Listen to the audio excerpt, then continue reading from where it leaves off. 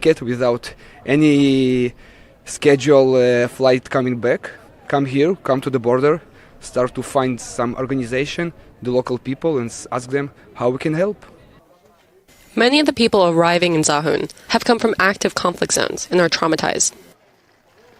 If I start to tell you stories, I think I will start to cry because it's very emotional. I never seen things like that and hear things like that. The station's train schedule is often incorrect.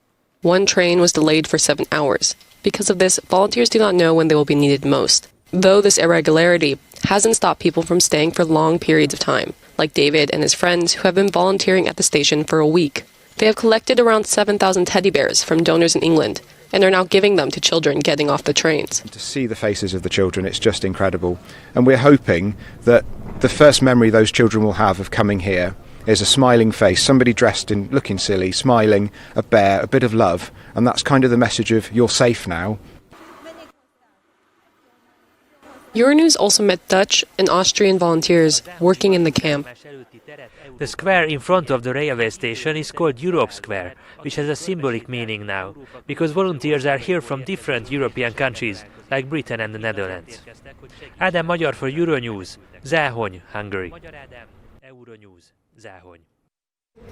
These Ukrainian designers have fled their homes and their country, but their jobs are still intact.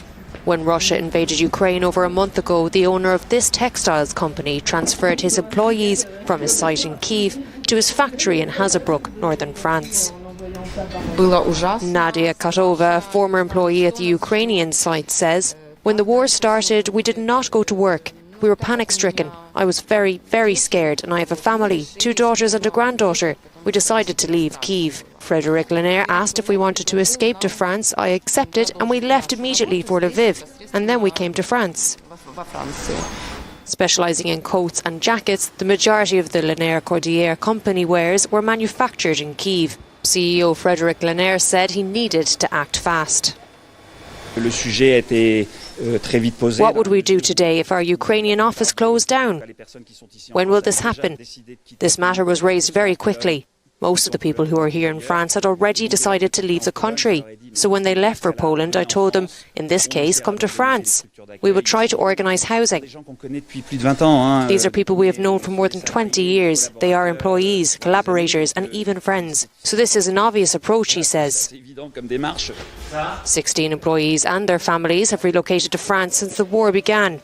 For now, the Kyiv branch is still functioning, and while Lanaire hopes production will continue, supplying his workers and Ukrainians with humanitarian aid has become a top priority.